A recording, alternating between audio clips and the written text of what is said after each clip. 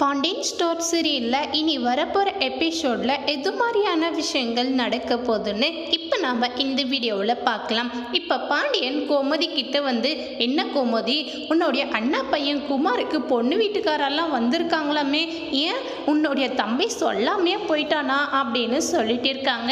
இதே கேட்டு கோமதி இருந்துட்டு, தெரியலைங்க, எனக்கு இந்த விஷயமே தெரியாது, நீங்கள் சொல்லி தாங்க தெரியும் அப்படின்னு சொல்லிட்டு இருக்காங்க.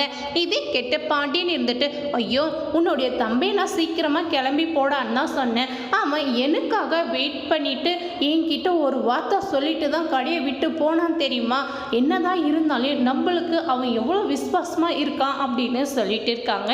இதை கேட்டு கோமதி ரொம்பவே சந்தோஷப்படுறாங்க.